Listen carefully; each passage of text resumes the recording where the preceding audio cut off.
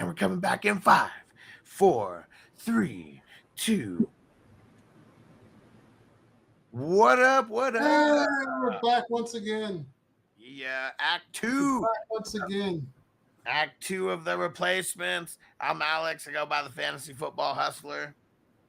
Nelson Tynes, I go by Nelson Tynes, and I just saw on the text, Bogey's on his way. He is home now. There we go. We'll see you soon, Bogey. All right, and so I'll fill in for him. Last time on Silver Screen Breakdowns, we got introduced to Shane Falco, a.k.a. Keanu Reeves, Coach Gene Hackman, and all the replacement players that are taking over for these Washington Sentinels that are on strike. The guys hate them. Oh, man. Naturally, of course. As they should. And now we've made it to the point where they are going to play their first game. They've only had one. They only have one practice, and pretty much like one practice, like one lunch where they all get together, and that is like about it. Outside of that, it's going to be all bad for this first game. One thing that is very cool is we got introduced to Mr. John Madden, who is the commentator for every single game that goes on. It's John Madden and Pat Summerall. And what were some of your first initial thoughts, Nelson, about just John Madden and the whole announcing crew? It was perfect for the show. I thought it sounded like Madden and Summerall were commentating on a real game. That's how good they were. They weren't even acting. They were just doing their thing. So yeah, it's perfect having those two guys on. Heck yeah.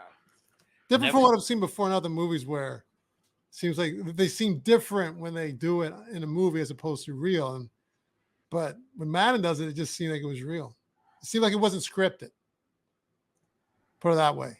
Yeah, that's a good way of saying it. Yeah. It seems like it wasn't scripted. And usually in other movies, it does seem scripted, but they still play it well because that's what they do in real life. Yeah. But this just seemed like it wasn't scripted. They actually analyzed a real game. Yeah, they did a really good job. Everything was natural. And yeah, RIP to Madden. And so it was cool getting to see him back, just reminiscing. And Crispy said, "What up, Nelson and Huss? Long time no see, Crispy." Yes, Crispy. All right. And so in this first game, oh man, like it's just, first off, I don't know what the heck is up with Jumbo. Like, why is Jumbo eating a dozen soft-boiled eggs or hard-boiled eggs, whatever the hell it is? Oh man, just like at least a dozen. Looked like it might have been more. Man, and literally just in his mouth, chewing, but still shoving more in. Man, come on. I couldn't handle that.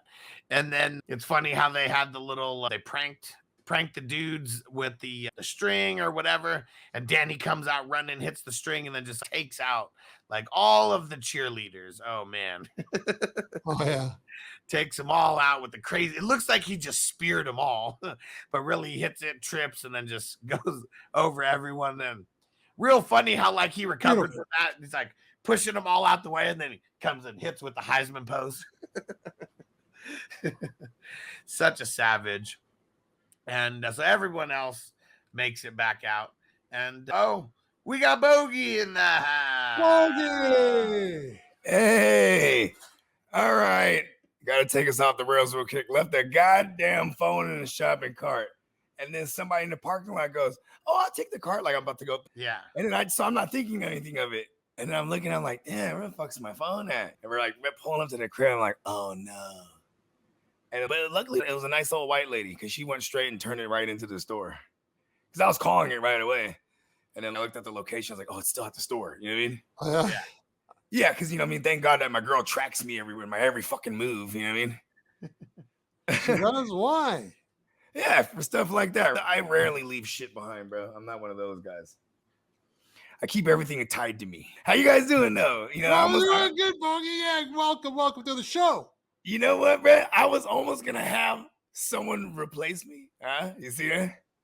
I was going to have a stand-in because I was going to be on strike from the show.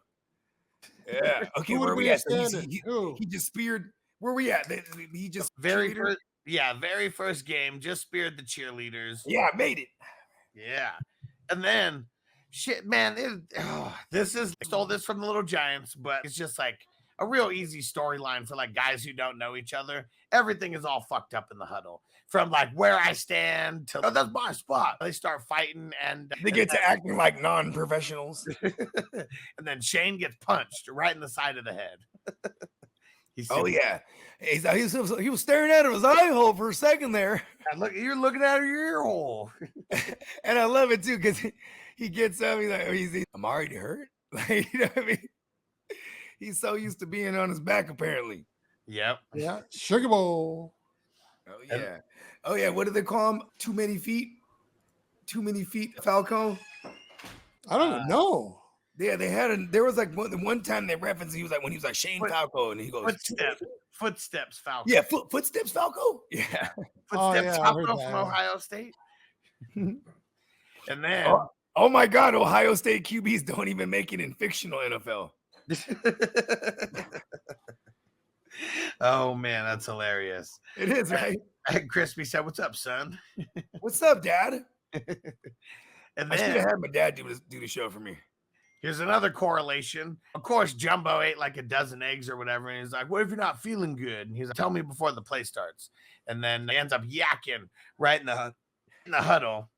And then Orlando Jones, he throws up as well. We got to move. I'm throw up too, and then throws up. And we got to move. And they do a little hut, and then they go to the side. They get the play in.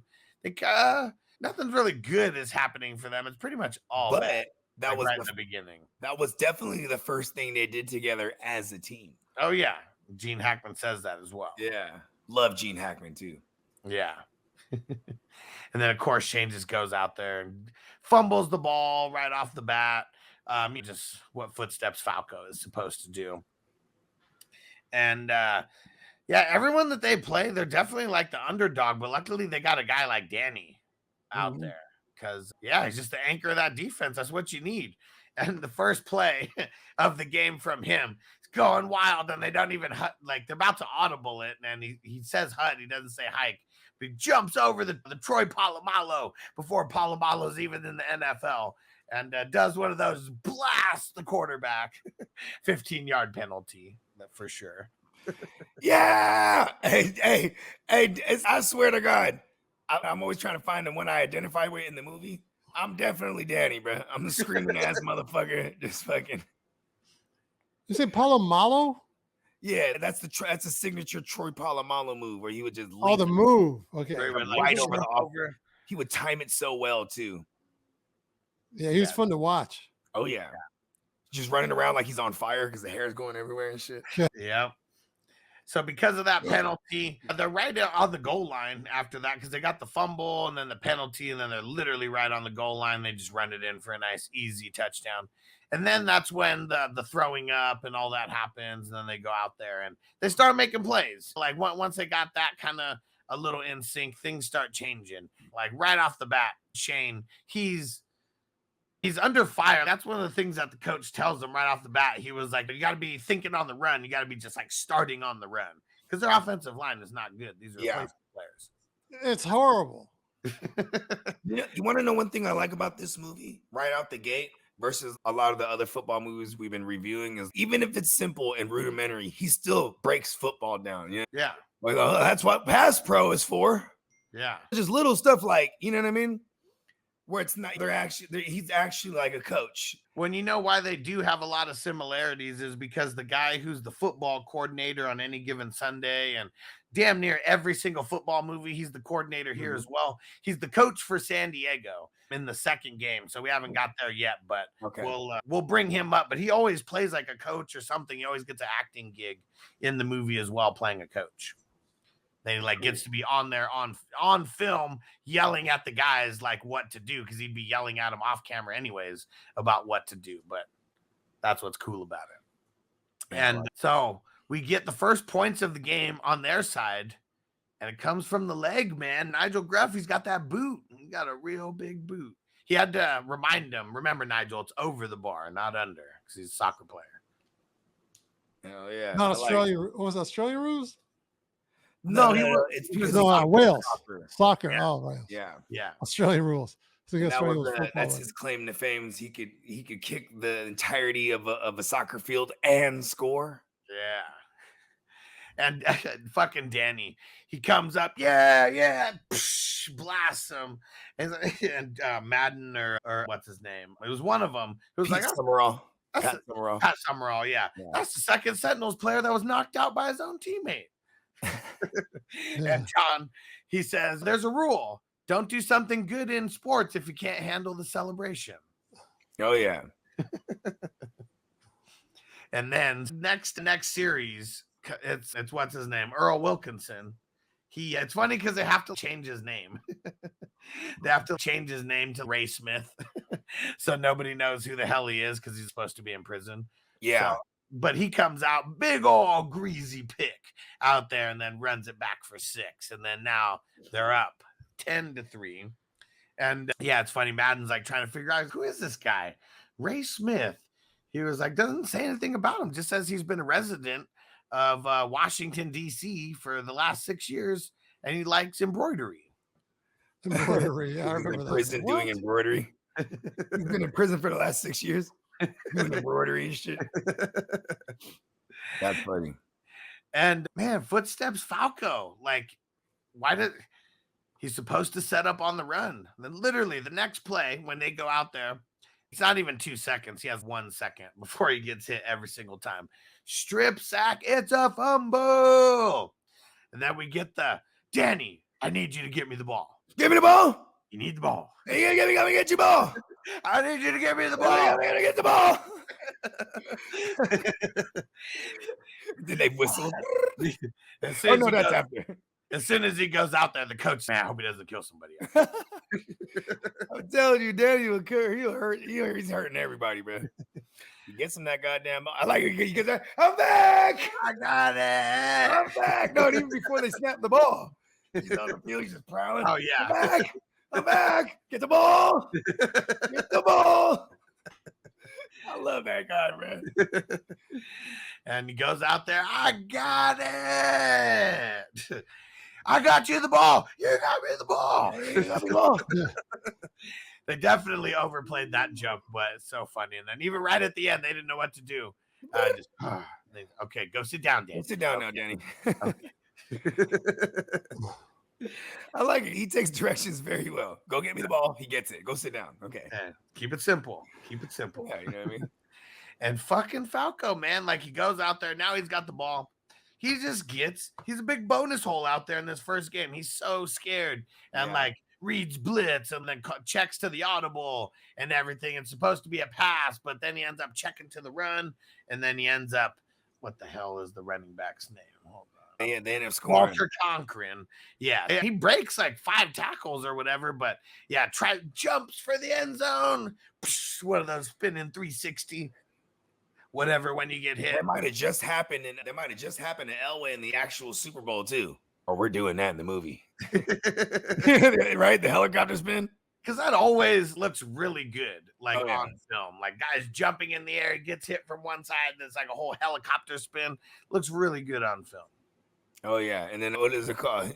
He believes in the kid, Hackman, because he's like, oh, what was that? I wasn't in the playbook. He's like, maybe it should be. You know what I mean? That wasn't in this one. No, this. Oh, that wasn't that play. Oh, okay. No, this was the one where it was like I called the audible. I thought it was the same man. You don't change the play right there. The ball was supposed to be in. Oh yeah, this is when he's checking him first. Yeah. Okay. I read blitz and it's bullshit. You were scared. He's like, I read. Oh yeah, I remember that. He was scared. He was definitely scared. Number 53, that middle linebacker. He was, ooh man, like Shane. He already took too many hits from me. He was scared. That's funny. But now comes this is one of my favorite parts in the whole movie, and it's so funny because here's another necessary roughness kind of little similarity here. And it's so funny. Orlando Jones, he goes up, puts on "I Will Survive" on the jukebox, and then he goes and sits down next to Faizon. Man, why you play that dumbass song? So, man, I put on the Commodores. I don't even know how that shit came on. But he's like singing it the whole way back to the whole. I will survive. But when they got dancing, that was pretty cool. Oh yeah, that's a nice little precursor. Yeah. Or a nice little foreshadow. What do you think about this part, Nelson? The whole bar fight. Did you note obviously similarity between Necessary Roughness? Yeah, it looked like the same bar almost. Jeez. Is there any That's a good fight. correlation here with the directors or writers? Is there? I'll tell you this correlation. Oh. They used 56 a lot. That was Lawrence Taylor's number. Oh, yeah, for sure. Bateman, and this was 56. And then the other guy on the other team, the no-name shirt, was 56 too. But that's also like a common. Taylor keeps popping up. Even in Little Giants, of course, Icebox is going to be 56. Sure. Oh, Icebox O'Shea. Hell yeah. And hey, Philly Mike OG, what up, what up? What's that in Philly Mike? Yeah, so funny, man. The Washington Sentinels, they come in punking them. They're still like, they got the swag in their mind. Hey, you're Washington Sentinels after that ass whooping. And then starts talking shit about the deaf dude. Shane's not having it. Comes up, tells him to lay off because he can hear him. Yeah, and it's not like he can hear me. He's yeah, I can. And then Brian, he was like, he starts doing the sign and pretty much calls the dude an asshole. And then he punches Shane because Shane's translating, shoots the messenger right away. Everyone jumps in like they're going to do something. Shane backing him up. Hey, all right, just calm down. And he looks back at him. All right, you guys had enough. What? And then I didn't do that. Oh, and then it's Danny, who then you see him. Hey, what's going on? And then he's in the doorway, and Shane's like, Danny, remember when I told you about red shirts in practice? Forget about it. Martel, boom. Then he took a sip too first, right? Okay. Got the Patron bottle in his hand. Got the sombrero on. Yeah, it was a Patron bottle. Yeah, see, I like Danny a lot. That's my guy. Yeah, the sombrero and the poncho on. Like, he's getting wild after the games. Like, he's taking them all the way back to college. And the whole scrum starts. And Faizon is just the funniest dude to me because he doesn't give a fuck about anything that's going on. He's like chilling, drinking the Henny out the bottle, and then the dude gets pushed into him, and then he's so pissed. Like, oh, motherfucker. That was the only reason he got into the fight is because the dude got pushed into him. Hey, the buddy boy was hiding around the corner, wasn't he? I will survive. Hiding behind the jukebox. Nigel calls him out on it. Yeah. Because Nigel's got in the mix. There's 150. Yeah, he said, let's play football, bitch. Yeah, boots him right in the face. In the nads. Oh, well, he's walking out. Okay, let's stop. Hey. And then he stops. Boom. Kicks him right in the nuts. Oh, hold on a second. Okay. No, keep talking. And then they get taken to jail. And that's where it all starts. And they're all hyped because he's got done whooping some ass. And Clifford Franklin's so funny. It was fun to go whoop some ass tonight, wasn't it? Everyone clowning. Oh, you were the man tonight, Clifford Franklin. You were the man tonight. What? And Nigel, he was hiding behind the jukebox, wasn't he? Calls him out. It definitely this is now where they got the camaraderie really rolling now. Whoop some ass together, go to jail together. You know what I mean? Work as a better unit, right? Oh, yeah. That's where it all starts. Some kind of coming together. And this was their moment. And then this whole, because Clifford Franklin, man, at first, I admit, I was afraid. You were afraid? Shit, I was petrified. You were petrified? Thinking I could never live without you by my side. So funny. And then it's funny because he's the 7-Up guy, bro. That's Nelson didn't remember that he was the make 7-Up yours guy. Yeah, and I wonder if was he like a comedian actor or was he just like a funny actor? Because I wonder if how did he was on Mad TV, if you remember. Okay, that's what it was. Okay. Yeah, that was one of the first big things. But, okay, yeah, I got off Mad TV. Yeah, well, hey, there's a couple things. Oh, you talking about Faizon Love? No, we're talking about Orlando Jones. Yeah. Oh, yeah, he was on Mad TV. I just know him as Yonamine. Yeah, I also want to address, Alan said for me to answer the approach question. What was the question? Oh, about if you could break down the differences in Gene Hackman's approach as a coach in the replacements versus Hoosiers. Oh, the thing is, I saw Hoosiers so long ago that I don't remember. But yeah, I don't know. Yeah, I am an actor, but This is what you said in the beginning with Keanu Reeves. He watched those 50 tapes and stuff. Yeah. Joe Gene Hackman, what he's going to do, he's going to watch coaches, just like Al Pacino did in Any Given Sunday. Yep. When I did the Natalie Cole story, I played her drug dealer, and she had an actual drug dealer. I played him, and what I did, I went to a Cocaine Anonymous, a real one in Toronto, was where we shot it. I went to a Cocaine Anonymous meeting, and they don't let people on the outside. I said, listen, I'm doing a movie. It was for Robert Townsend and stuff. Would you mind if I just sat in? And then he asked permission and stuff. And then I sat in. So you do a little research like that if you're serious. Some actors don't. But guys like Gene Hackman, Keanu Reeves, like these guys, they do all that stuff, the extra research and stuff like that. See, I did a little bit, but I don't do a lot. Who was a crazy method actor? It was, or at least for the research, a lot of research. It was Marlon in the Wayans Brothers when he was aspiring to be an actor. And one of the roles that he was up for was a homeless person.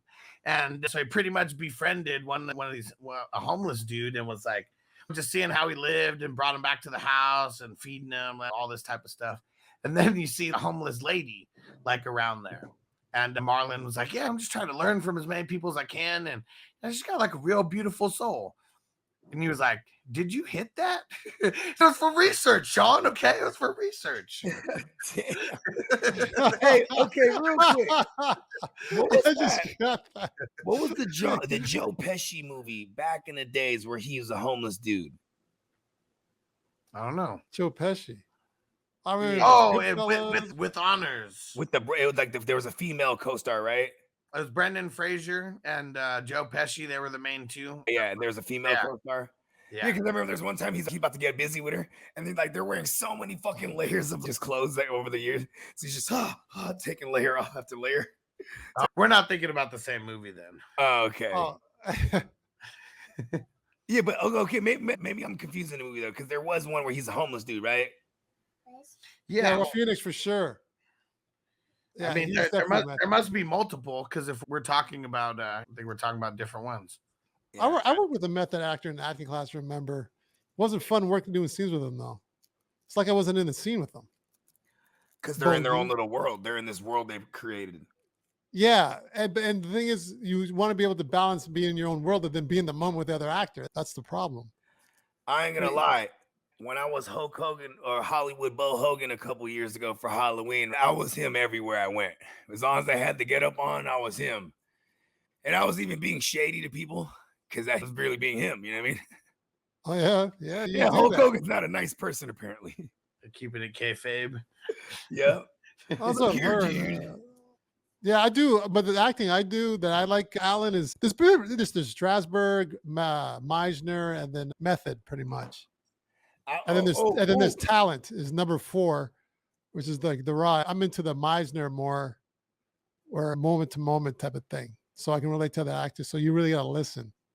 What bothers me is okay.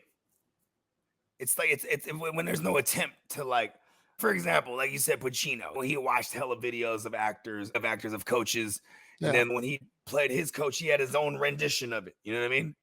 He had his own spin on how he would be a coach. I can't stand it when there's, especially shows like Cheers, for example. I love the show Cheers, but I could never stand that nobody had a fucking Boston accent. You know what I mean? You're in Boston, and it's one of the most significant accents out there. You know what I mean? Yeah, it's funny. Matt Damon and Ben Affleck, they got rid of theirs. Remember back in Good Will Hunting, they had it. Yeah, of course it was set in Boston, and that's the speech therapy speech pattern, American speech pattern you take. I've taken stuff like that too. Yeah. Affleck goes back and is in that movie The Town and all that. He's got that accent still. Oh yeah, because that one was like, it was, what was it? It was based in Boston, and it was in like South Boston, right? A Southie. I think so. Yeah, I thought in Departed, I thought what's his name was pretty good in there, Leo. Because Damon also, right? They both kind of had their own. Yeah, because there would be certain parts, depending on who they were talking to, they wouldn't have it. Remember, I bet you when you go down there, you lose the accent, dude, huh? You fucker. You know what I mean? Oh, you did, you sneaky motherfucker. Yeah, you're right. Because you're a chameleon, right? You're moving in and out. Hey, when I'm out here in the streets, you gotta, hey, get in the car. You know what I mean? Or else they're gonna know, yeah, you're a cop. You know what I mean? And we start talking to them pigs, talking to them hella proper. You know what I mean?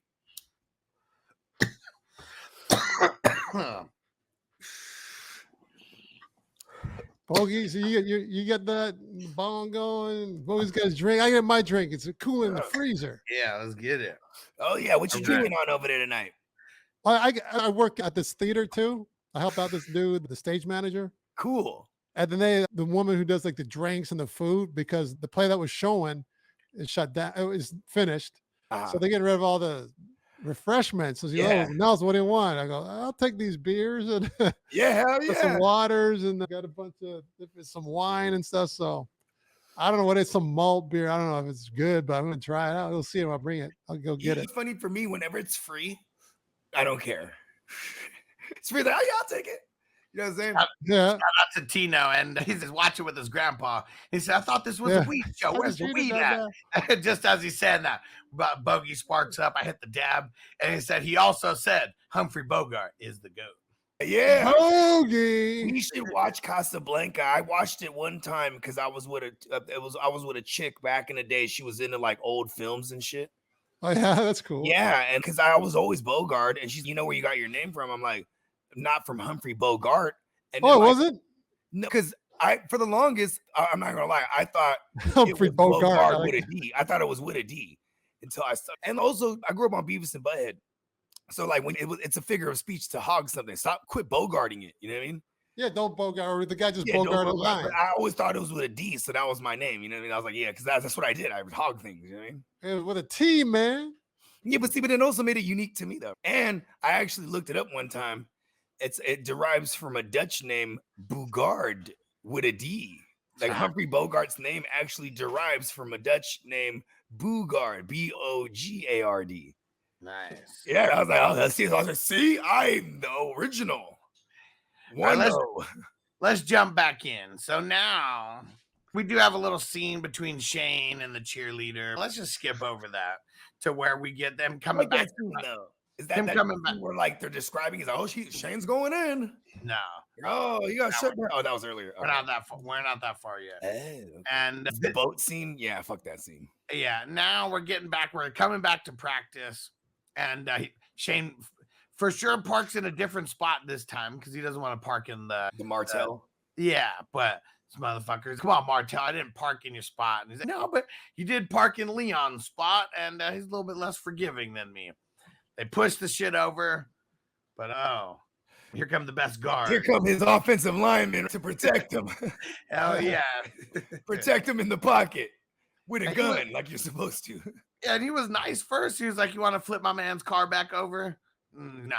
He's like, oh, this is your ride right here. Yeah, pulls it out.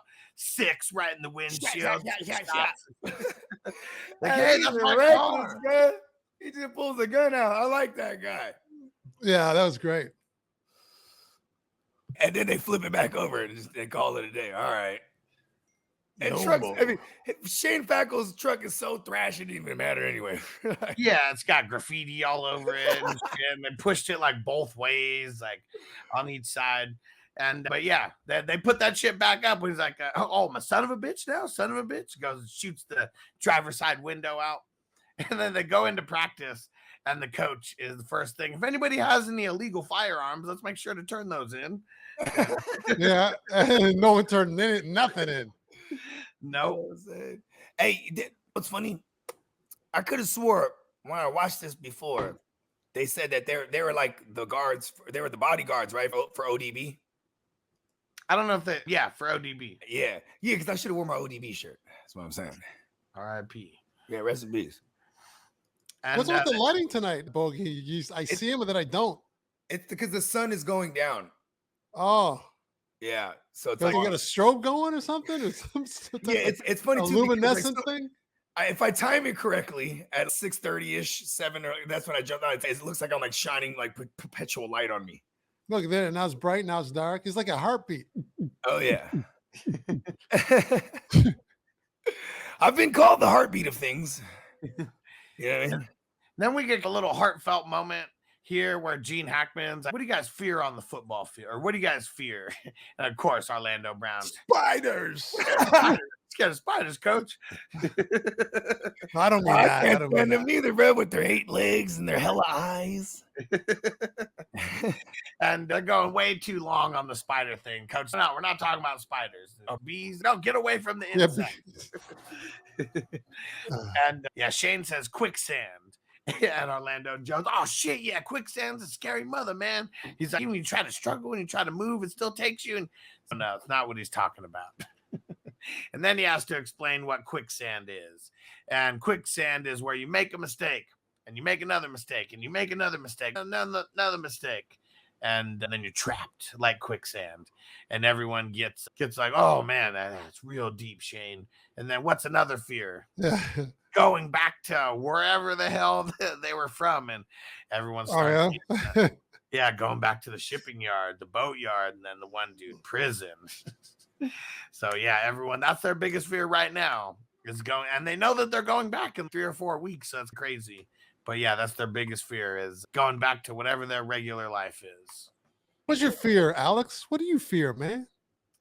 I don't even fear anything anymore. It's more like fear things with like kids now. Like that's pretty much it. That's something. Yeah. Yeah, I think my biggest fears are self-destruction. Because I feel like only I can stop myself. Nobody can stop me. Philly Mike OG knows that's some deep shit, Shane. Philly Mike OG, was he in Vegas? No. Philly OG wasn't in Vegas with us. Philly But, Mike hey, OG. next year he will be watching. You know what I'm saying? Shout out to Philly Mike. Oh yeah. I usually call him Philly Steak Mike OG. I call him that. Philly Steak Mike OG. Yeah. I remember I had the Philly steaks, and when I was in Philly, I was like, it was amazing. What up, Hers? I love Philly's period, bro. I don't give a fuck where I'm at. You know what I mean? I It's got like- him here. You know what? It's called Bogies here. And Oh, word? Yeah, Chop. Bogies Philly cheesesteaks. Isn't that Okay, funny? you know what's cool about It's being up the street Bogard? from it's walking distance from my place. I like being me because It used to be a Thai restaurant, man. Where I go up actually I have a collage. It's on my Instagram. It's 40 different things that are Bogey this or Bogard that or Bogart's Lounge, Bogey's Bar and Grill. And it's just motherfuckers that know me from all over the place that they'll see something like, hey, look at this. And they send me a picture. I have a gang of them. It's crazy. My man, Matty Law, he was out there in Vegas with us. And just the other day, he sent me, it was called Bogey's Tavern. I was like, yeah, go in there. I was like, go in there. That's my joint, bro. So now I got a Philly cheesesteak spot too. Nice. Yeah, All right, let's reel it back in. Come down to LA, man. We'll take you there. I'll take you there. Yeah. So now we got the next game that they're going to play. And this is the one against San Diego. And this is the one where the coach, who's like the football coordinator of the actual movie, he's the coach on the other side. Shane is getting blasted left and right by some crazy D end out there. And he's like, all right, just let this guy through. Just next play. Yeah. Through. Yeah, what? I should let him through. So we've seen this. We've seen this on a couple of the on a couple of the movies already. Let the guy through, and then he just throws it right at his dome piece. And he's got such a strong arm that it pretty much knocks the dude out. And then the Brian, the tight end, after he throws the ball, ricochets off the guy's helmet, and then Brian comes up, boom, blasts him, and then Jumbo catches it, and he's off to the races. Hey, it's funny too because it's a movie, but it stops for 30 seconds. Movie time. Like, oh, shit. Holy shit, motherfucker! And I love it because Madden's excited, bro. Because when you get the fat guy touchdown, you get the fat guy spike, then the fat guy touchdown celebration. You know what I mean? And then the fat guy dance. Oh yeah. Super excited. And who was super excited for him was Faizon, because like he saw him and he's like, oh motherfucker. And then he actually scores. He's like, yes. Yeah. He created the big block that sprung him free, blasted that dude. Free safety. I love seeing the big guys carry the ball. It's hilarious. Yeah. You run the real games. Oh yeah. When you give it to an offensive lineman and he just pound that thing in or something, or like the little trick play where like but what's funny too is nowadays, it's been years now, you have to report it as eligible if you're a lineman that's gonna perhaps catch the ball. You know what I mean? Mm-hmm. So some people, they use that as trickery now. Oh, the number 72 is reporting as eligible, and he's just not gonna do nothing but block. You know what I mean? Yeah. It's a little throw off method. You know what I mean? Yeah, you gotta tackle those guys low. Unless It you hurts do to tackle them, but you got to tackle them. It hurts. unless you do the old hook and ladder like in Varsity Blues and Billy Bob. I'm not an eligible receiver. No, you're not going to catch it. Tweeter's going to catch it. He's going to pitch it to you. There it is. It's cheat code. Yeah. Oh, man. And then now we get the follow-up to the cheerleaders. Here's where it goes. Right after they score their touchdown, you see the cheerleaders like, oh, brought the ladies. Oh, the cheerleaders. Yeah, they were distracting everybody. Yeah. I mean, they were strippers. What's the one? Yeah, The they blonde were one, really Dawn? real cheerleaders. That's true. What was her name? Dawn? Dawn, yeah. Yeah, she was really dumb. Yeah. It's 90s, right? Quintessential dumb blonde. Yeah. Give me an I. Motherfucking good spell shit. Yeah, and then, you know, Piece. everybody's losing their shit in the stands, and then the whole All those offense guys. from San Diego. Bad girl. And man, the coach was so pissed. Right after that girl's been shaking her ass over there for 3 minutes. Penalty. Oh man, yeah, they The could. bad girl.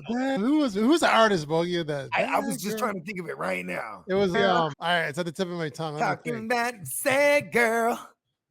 Ha. 2. It was called Two in a Room or something like that, or You got me there.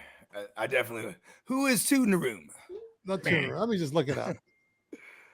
I had Dean Cain looked up earlier. I'll just go back to that. Done.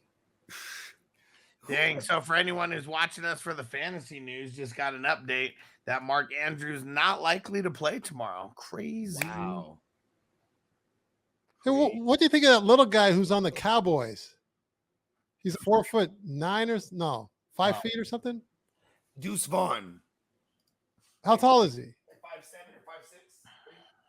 or 5'6". 5'6". Yeah. What's up? Is he a running back? Yeah, running back. He'll be like doing kick returns and stuff, probably. Do you think he's gonna be good? Yeah, I don't know. Guess that remains to be seen. And so getting back to the movie, so Shane throws another touchdown and throws it on the run. And now, but they got to get an onside kick though to be able to get the ball back. And of course, they got Danny Bateman out there to try to help with the what's it called, the onside kick. He goes out there, blasts the dude, gets the ball back, but then he starts running. He's supposed to get the ball and go down to save time, but he starts going back, reversing. Falco gets on his ass. That's the only way to bring him down is Shane Falco's got to go out there and make the tackle. And Danny gets up. Nice hit, Shane. Bateman. He just loves it, man. He loves some contact. And they're in range. Well, they're not in range for most kickers, but for Nigel, the leg Gruff, they send him out there to kick a 65-yard field goal, 65-yarder. And it's so far that he's got to go out there with the cigarette this time. Like the last time we saw him get rid of the cigarette before. This time he has to go out there with it. He's smoking on the field. Because he's nervous. Why? This is a long kick. 65 yards is a long field goal. Aren't those henchmen on his ass though? Yeah, but he doesn't even know about that yet. Oh, this is where they see him. He's like, hey, there's our guy. You have to start missing some kicks. And but yeah, he got the cigarette and then flicks it off. You just hold it, Shane, and I'll kick the bloody piss out of it. 65-yarder. That was a deep one. It's straight enough. It's got the distance. It's good. And then he sees Danny. Oh, he's got to run because he knows. Danny's about to. Yeah. I feel like I got my ass whooped because I just went to try to go grab it Likely everywhere, and it wasn't likely he was going to be there. He's going to be a bum. No, I'm just saying he was gone everywhere. Yeah. I'm not messing with Likely. Nah, I would have grabbed him and been like, hey, Mark Andrews guy, I got Likely. Likely? Who's Likely? So his name is Isaiah Likely. He's the backup to the tight end Mark Andrews. Right now? Right now? No, in actual football. We just got an update, so I went to go see. That's what I'm saying, in the NFL, right? Yeah, and Mark Andrews, he's a guy like, he has a calf injury. I said he's probably not going to play. He also has diabetes. So it's just those things like that just don't heal as fast as it would for a normal person. You know what I mean? Yeah, the guy should go low carb. Get rid of the diabetes. I think he's I forget which type he is. Maybe he's type 1. That's it'll produce the beta cells or something. Yeah, it's not the other type where he had way too much sugar and he developed it. Yeah, born with it. Yeah. And Tino said, "Isn't there a pic of a QB smoking a cig during halftime somewhere? Who was that? I know about." Well, call me. Go ahead, Bogey. Who is smoking Jay Cuddy? I don't know. Okay. I was like, oh no, he's gonna buzz for me. I was gonna say, I don't know who was smoking a cig. We know about that dude QB Stu who like smoked a joint and went out shredded. Yeah, through like 4 more touchdowns. Like no, but smoking Jay Cuddy because he was known to be a cigarette smoker. Yeah. I wonder if the robot dick, like the nicotine, like little vape thingies, could players fuck with that on the sideline? Doubt it. I don't think so. Doubt it. That was before my time, but I think I told you guys my close friend of mine, his dad was a coach and a pro coach. So I got to be a ball boy a couple times. Nice. And I was in the locker rooms and everything. And then my friend who had lived with the hockey on the hockey side, I was in the dressing rooms as well. In Philly, the Flyers and Colorado and stuff. But this film in particular brought me back to the football when I was like ball boy and stuff. In the CFL. When you look back on, remember when the Jets won the Super Bowl, right? Then the next season, they're the reigning champs, and they would show them on the sideline. It'd be hella cold and shit. It's New York or whatever. It's hella cold. They're on the sideline in their uniform, right? And the fools that had money got the little fur coat over his shoulders. Yeah. Smoking a cigar. That was like real football. But the Jets won it in 72 or something, didn't they? It was 69. Or 69 or something with Joe Namath. Yep. You guarantee 69, dudes. Oh, you said the magic words. Yeah, that's how I'll never forget that it was in 1969. Yeah. The year of my birth. Yeah. I barely made it in December, but hey, I made it by a couple weeks. Nice. Yeah. Oh, that's right. I know. People think that because I fool you guys because people think because I look young. Well, black don't people crack. Tend to forget they think I'm like your age. I was on a show, not the show, the Tinder. This is 3 years ago. She goes swiping right. Yeah, this woman. I matched with this one chick. She's 34. She goes, "Oh, you're young looking. You look younger than you said." I was like 43 or 44, but I was in like 49 or I think it was 49 at the time. I was like, "Oh, you don't want to know my real age." She goes, "I go, how old do you think I am?" And she goes, 32. I go, "You think I'm younger than you?" She goes, "Yeah, by a couple of years." That's crazy. I don't know. Yeah, all the bogey, sure. Man. Bogey looks huh? You know what's funny is my man Steamboat, he ain't seen me in a couple of years, and he was there at Vegas. He's, damn, Bogey, you got the grays, man. Like, you got 4 kids for real. Because the last time you seen him, I don't think I've seen him since 2020 for real. You know what I mean? Outside of like maybe not that long ago. That's only 3 years ago. Yeah, I had 2 kids. I had 2 more kids. You know what I mean? All right, that ages you. I thought maybe it was like you haven't seen each other since college or high school or something. That's different. I'm just saying. You just saw me. You ain't seen me with the grays like that. I was like, and then what's funny is I like the grays. You know what I mean? I like the grays. I like to leave a little. I think it looks cool. Yeah, I like just give yourself a shape. Guys, it's easier. Women, it's a little different show. See, and that's what my girl said. She's like, she's a man. They can either grow and to like look like hella horrible, or they can actually even grow to be more handsome than they were. You know what I mean? Yeah. And I'm like George fucking Clooney. You know what I'm saying? Get that Jimmy G's on the Jimmy G's on and the thing is, George Clooney doesn't not fun of a scene, but he's not known for working out. Or imagine if he worked out and he's just that's one thing that guys can do. And women too as well. He was a pretty scrawny guy, work out and look younger because you're fit. Yeah. Plus I would imagine because the first thing that goes is like the cartilage everywhere, right? And then you can't redevelop that yet, right? Until technology catches it, right? Well, usually the first thing that goes is your muscle density. And then you get fat in place of that's what goes first, really. And that's only by choices.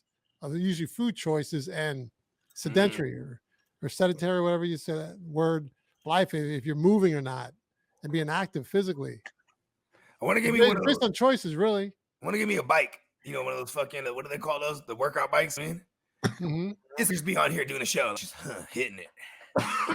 Yeah, I tell you, man, what ages the body more so is not age, like not time. What ages the body is more so your lifestyle of what you eat and what you do for physical activity. Those are the first two. And then and then the age, the time is after that. What's crazy is my dad, he's looked the exact same for the last 20 years, right? Just maybe got a little more grays. But like his whole thing is, this is what he told me all my life. Every time you eat, you got to have some kind of a meat and a vegetables. Because he says all the V words with a B. Vegetables. Okay, vegetables. Okay. But this is how he eats every day.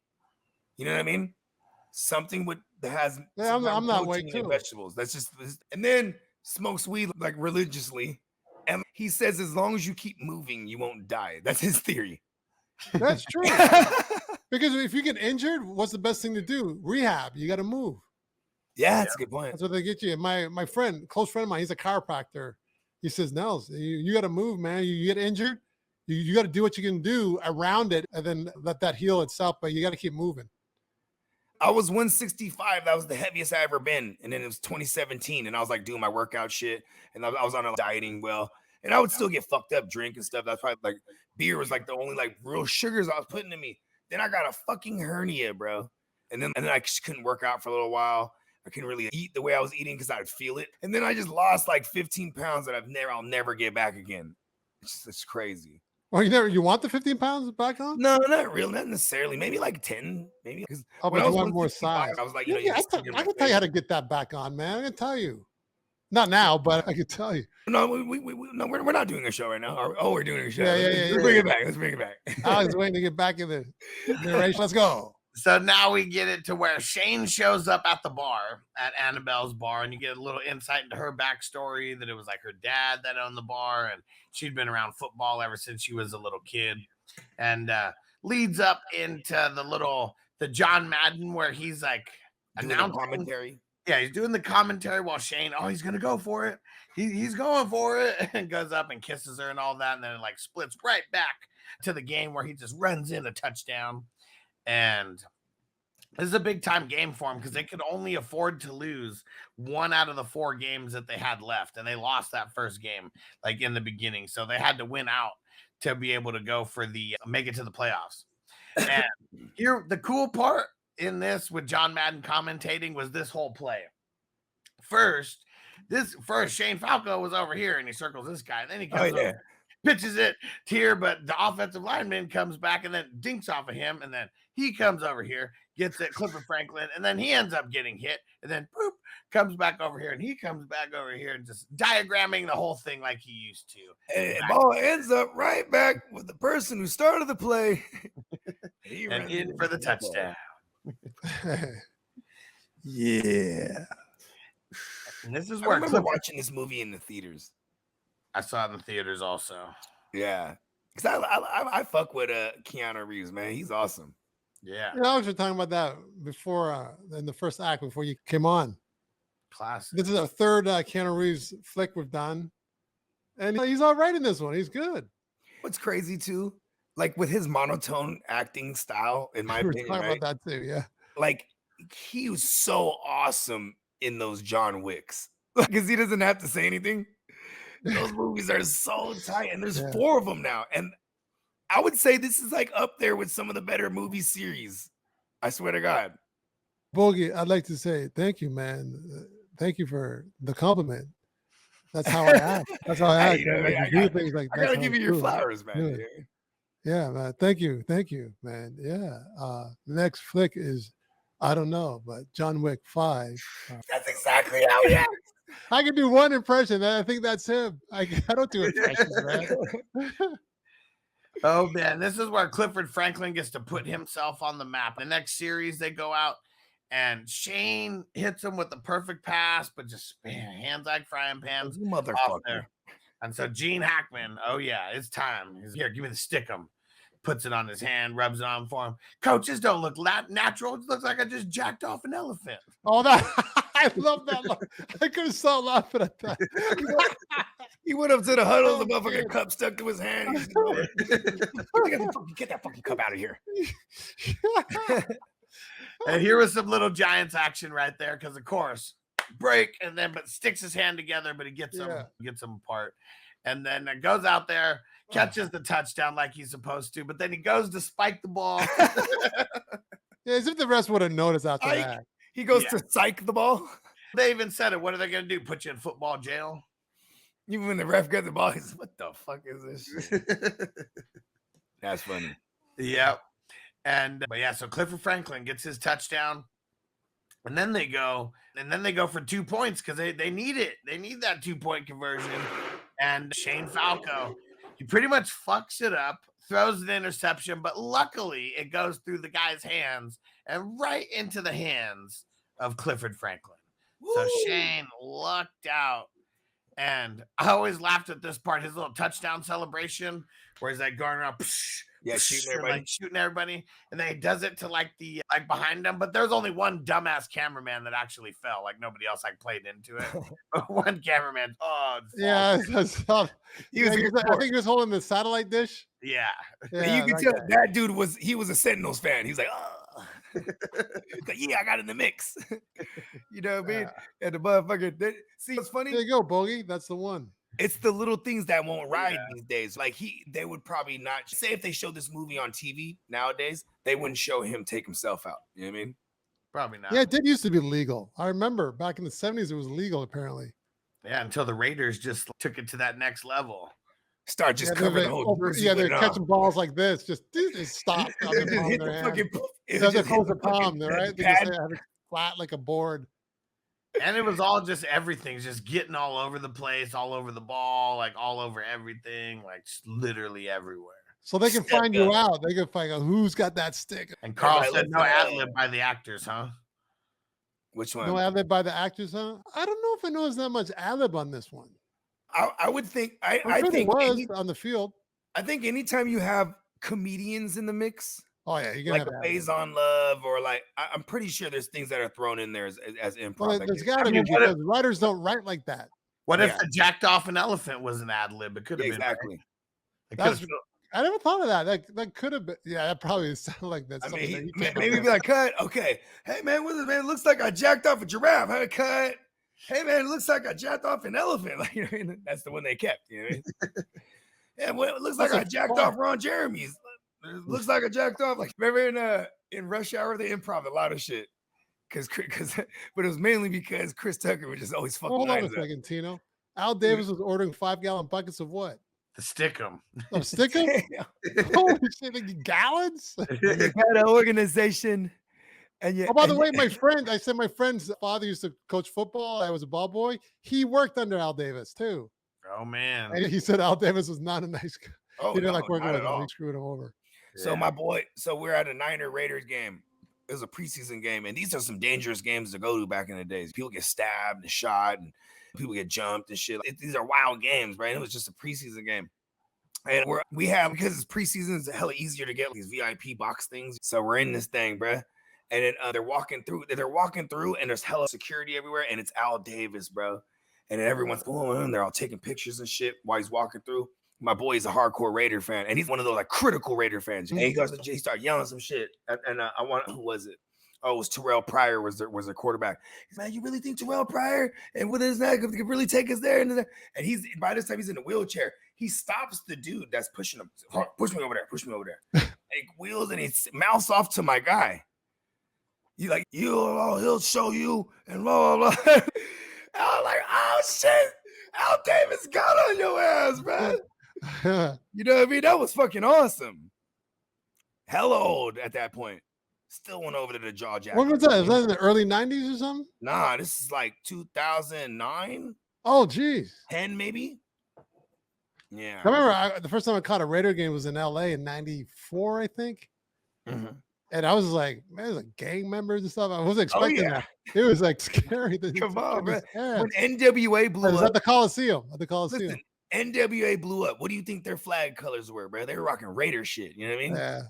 And so I'm telling you. They're in LA at the time when the NWA. Yeah, and they were the most influential gang rappers. Gangster rappers. And you know what I'm saying? So like across the world, gangsters rock Raider shit, bro. I'm a Niner, so I don't know. Because they won in '84. They were in LA at the time with the running back. What's his name? Allen. Marcus Allen. And then they left LA. What, in '95? Yep. Was it '95? I'm guessing. It might have even been earlier than that. I saw Oh, them yeah, it was 94, so they It were was here. mid-90s. Yeah, it was They're here in mid-90s. 94. Yeah, 95, 96. Maybe. Yeah, because one of their big when they came back to Oakland, when it went too long after that, their big accusation was with Jerry Rice, like in 1999. Yeah, I remember when they went to the Super Bowl. Remember that? Okay, remember that game with the Super Bowl and that one lineman went crazy. They couldn't find him. Yeah, And I still remember when Jerry Rice caught Super that Bowl one in ball. San Diego. It was in San Diego, right? That year. Yeah. He goes to Mexico and he's partying, bro, and they can't find him. They can't find him. People telling him like that recognize him. They're like, "Hey man, aren't you in the Super Bowl?" And he was just out of his mind, partying so tough that he wakes up at one point and he's just not. But it was beyond partying. There's some. I don't know if it was not schizophrenia. Yeah, he was like bipolar. I think he ended up being like bipolar or something like that. Yeah.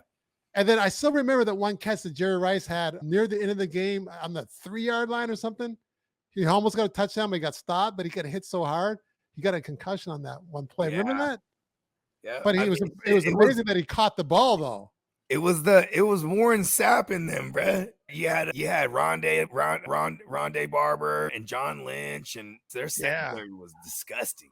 And the Gruden Sapp was coach. There was another guy. There was another pass rusher. There was a pass rusher. I forget. He just got into the Hall of Fame not too long ago too. But they were nasty. That was a fun show. You want to know what's crazy? Watch, man. Here's the damnedest thing: is that they traded away John Gruden to the Buccaneers from the Raiders, which is like crazy because I don't even think I ever seen a coach get traded outside of that. But then they go ahead and don't even change the playbook, so they end up playing in the Super Bowl against the Buccaneers. And they run in the same playbook. So it's John Gruden in the Super Bowl preparation against their defense playing Rich Gannon, playing the role of Rich Gannon. And bro, they just shut them down. It was crazy. Mm-hmm. He got destroyed. All right, let's reel it back in. They end up winning the game after this touchdown and 2-pointer by Clifford Franklin. And then you get the crazy locker room scene and everyone is just mooning each other and all types of wild shit. Everyone's super happy because they're one win away from making it to the playoffs. And they're going to interview Shane Falco. But he's, no, you know what? Why don't you interview Clifford Franklin? He's the star today. He always throws that weak-ass hat on too, huh? He throws that sorry-ass hat on. He's like, no, I'm just a regular guy. But Bogey, didn't Clifford Franklin have the swag? Oh, yeah, Clifford Franklin. He had the swag. This is Clifford Franklin. Yeah, he was one sheet to the wind, huh? He was one sheet to the wind. And he was just like, ugh. And it's crazy how they throw a female reporter in that mug in a men's locker room. Yep. Yeah, how do they do that now? There's still female reporters in locker rooms, right? Yeah. So the guys are naked. They don't care. You can't have a male reporter, I'll tell you that much, in the WNBA. Here we are in the women's locker room. What do you think of the win? That would not fly. But yeah, it's funny. Yeah, that's just I don't think you want to see some of them chicks naked. Probably not. I don't know, maybe it could be somebody's thing, right? No, some of them maybe. Franklin has the back though, and it's funny. Danny Bateman, he wasn't having it though. Like he pretty much walks by and pushes him like into the locker, and female reporters just looking so shocked what's going on. And then, oh man, remember how the owner said that he wasn't going to intervene? He went and did it. Now he's going to intervene, and we're going to save that for Act 3. Yeah. It's gonna be a crazy one. It's Time gonna for be some snacks. Time for some snacks now. Then here we go to the lobby.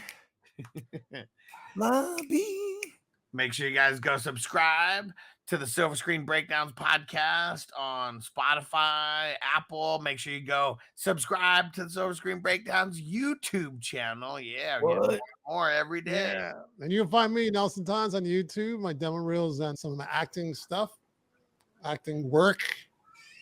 And then it's Tines _ Follow me and I'll follow you back.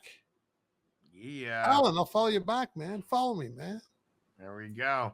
And Bogey, where'd he go? He's out. He'll be back. We'll see you guys on the other side for Act number 3. And we'll see, will Shane Falco be playing in the playoff game?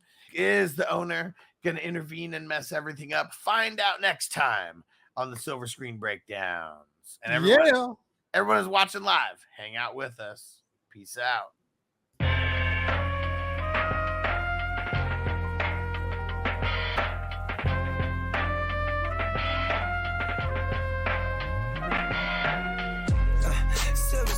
motion picture shit. This ain't a dream, we really live this shit.